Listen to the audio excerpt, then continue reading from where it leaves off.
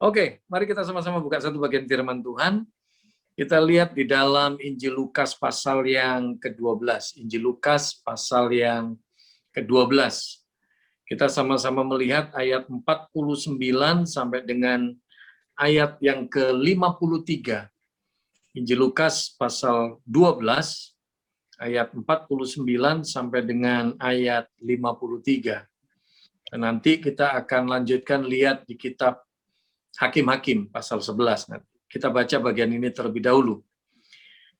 Aku datang untuk melemparkan api ke bumi dan betapakah aku harapkan api itu telah menyala.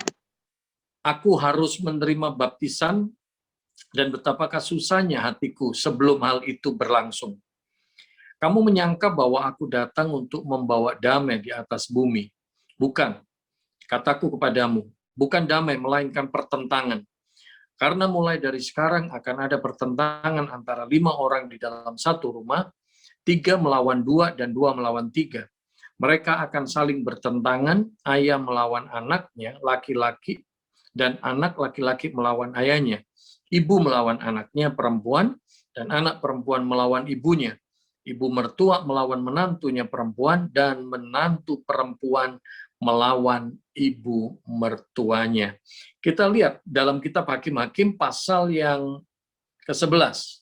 Kitab Hakim-Hakim pasal yang ke-11, kita membaca ayat 1 sampai dengan ayat yang ke-11. Hakim pasal 11, ayat 1 sampai dengan ayat yang ke-11. Saya akan bacakan bagian ini. Adapun Yefta orang Gilead itu adalah seorang pahlawan yang gagah perkasa. Tetapi ia anak seorang perempuan sundal. Ayah Yefta ialah Gilead. Juga istri Gilead melahirkan anak-anak lelaki baginya. Setelah besar anak-anaknya, anak-anak istrinya ini, maka mereka mengusir Yefta, katanya kepadanya, engkau tidak mendapat milik pusaka dalam keluarga kami, sebab engkau anak dari perempuan lain. Maka larilah Yefta dari saudara-saudaranya itu dan diam di tanah Tob. Di sana berkumpullah kepadanya petualang-petualang yang pergi merampok bersama-sama dengan dia. Beberapa waktu kemudian Bani Amon berperang melawan orang Israel. Dan ketika Bani Amon itu berperang melawan orang Israel, pergilah para tua-tua Gilead menjemput Yefta dari tanah Tob. Kata mereka kepada Yefta, mari, jadilah panglima kami dan biarlah kita berperang melawan Bani Amon. Tetapi kata Yefta kepada para tua-tua Gilead itu, bukankah kamu sendiri membenci aku dan mengusir aku dari keluargaku? Mengapa kamu datang sekarang kepadaku pada waktu kamu terdesak? Kemudian berkatalah para tua-tua Gilead kepada Yefta, memang kami datang kembali sekarang kepadamu. Ikutlah kami dan berperang melawan Bani Amon. Maka engkau akan menjadi kepala atas kami dan seluruh penduduk Gilead. Kata Yefta kepada para tua-tua Gilead, jadi jika kamu membawa aku kembali untuk berperang melawan Bani Amon dan Tuhan menyerahkan mereka kepadaku, maka akulah yang akan menjadi kepala atas kamu. Lalu kata para tua-tua Gilead kepada Yefta, demi Tuhan yang mendengarkannya sebagai saksi antara kita, kami akan berbuat seperti katamu itu. Maka Yefta ikut dengan para tua-tua Gilead. Lalu bangsa itu mengangkat dia menjadi kepala dan panglima mereka.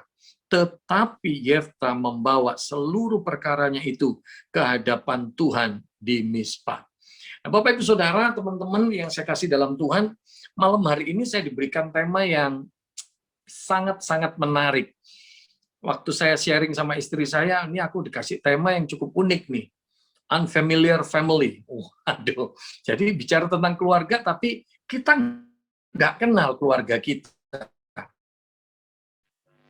Nah, Bapak Ibu Saudara, seringkali di dalam kehidupan kita, di dalam rumah tangga kita merasa bahwa kita tinggal serumah, kita hidup berkeluarga, suami istri, orang tua, anak, kita tinggal serumah. Lebih lagi dalam kondisi pandemik seperti ini, ada banyak yang WFH, lebih banyak di rumah, ya passwordnya 4L, lu lagi gitu kan.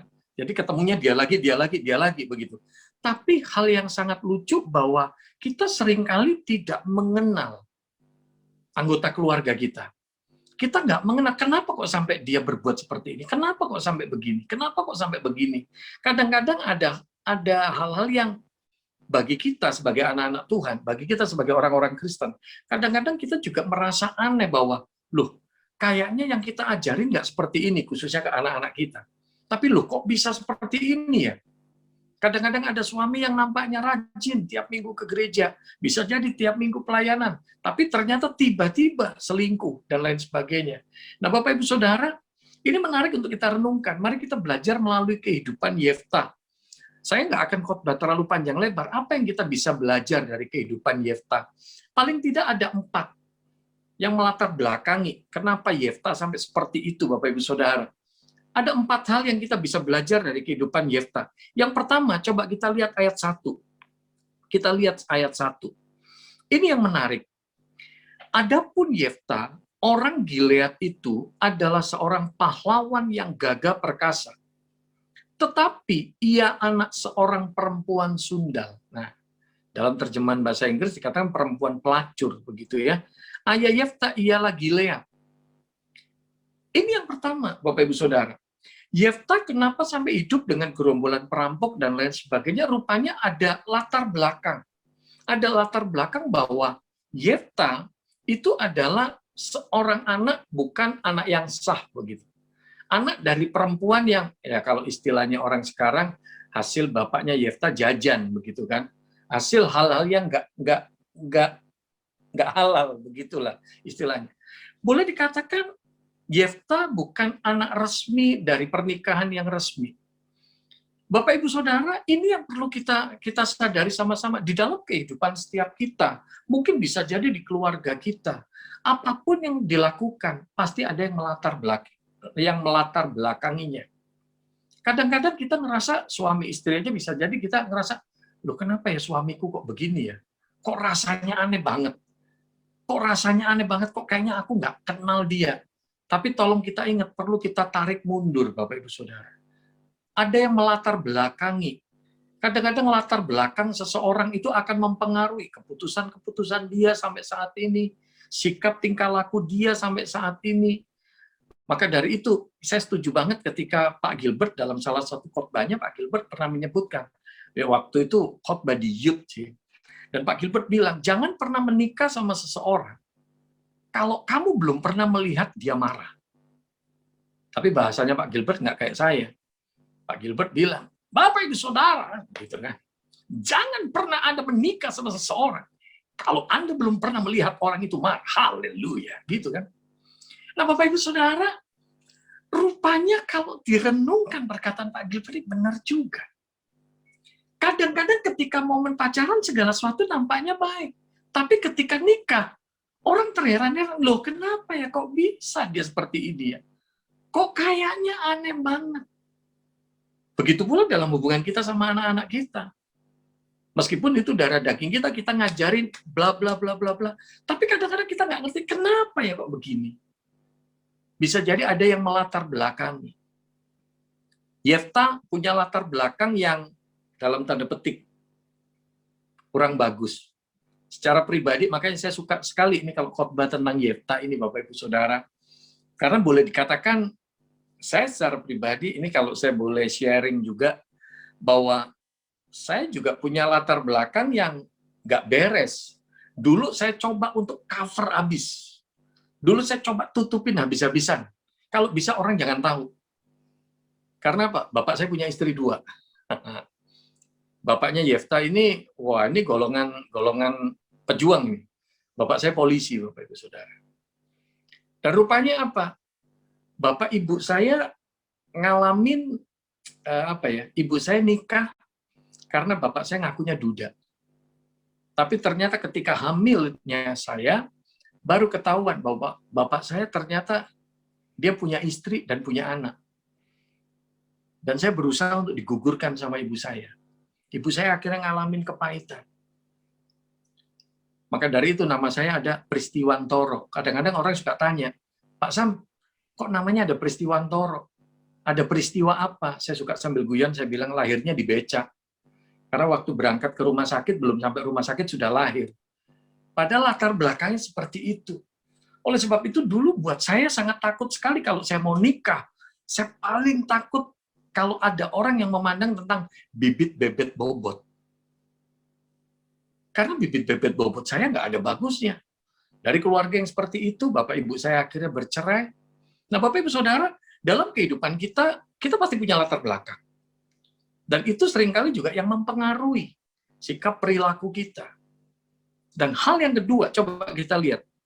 Selain latar belakang, hal yang kedua, kita belajar dari hidupnya Yefta ini. Ayat yang kedua. Juga istri Gilead melahirkan anak-anak lelaki baginya. Jadi ini dari pernikahan yang resmi ya. Kalau tadi dari hal yang nggak halal begitu. Setelah besar anak-anak istrinya ini, maka mereka mengusir Yefta. Katanya kepadanya, engkau tidak mendapat milik pusaka dalam keluarga kami, sebab engkau anak dari perempuan lain.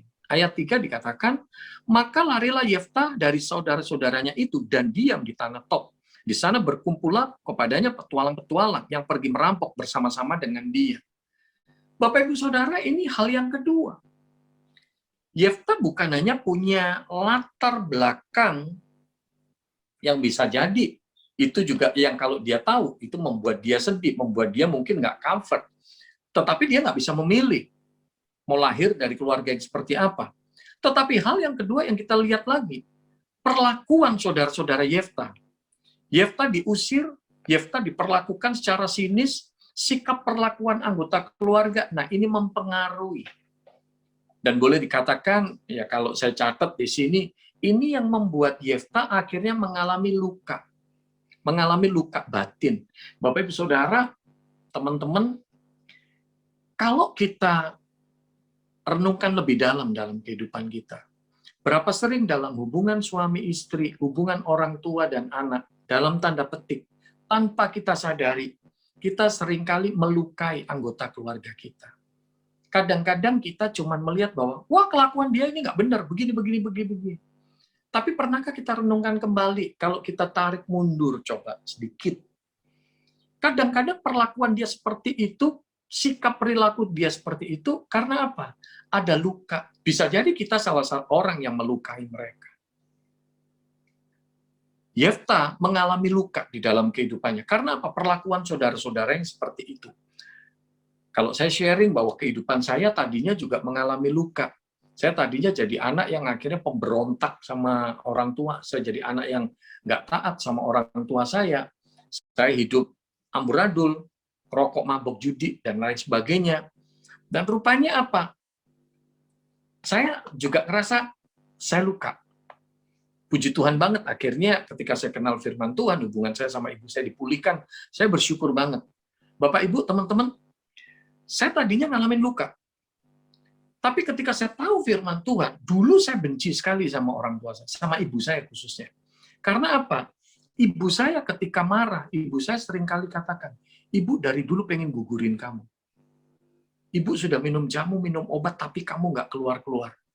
Rupanya statement itu, kalimat itu yang ketika ibu saya marah, itu melukai hati saya. Itu yang membuat saya ngerasa nggak diterima. Saya ngerasa nggak diinginkan. Bapak Ibu Saudara bisa bayangkan, ganteng kayak gini nggak diinginin. Apalagi yang jelek. Saya ngalamin luka. Tapi rupanya ketika saya mengenal firman, puji Tuhan banget akhirnya hubungan saya dengan ibu saya dipulihkan. Dan akhirnya bukan benci lagi, tapi justru saya sayang banget sama ibu saya. Dan seringkali saat ini ketika saya khotbah, saya seringkali katakan begini, orang yang di dalam hati pikirannya, orang yang di dalam batinnya ada luka, maka kecenderungannya dia akan melukai orang lain. Kecenderungannya akan melukai orang lain. Orang yang mendapatkan perlakuan-perlakuan yang ya bahasa gampangnya itu pedes begitu, dia akan cenderungnya menjadi orang yang juga pedes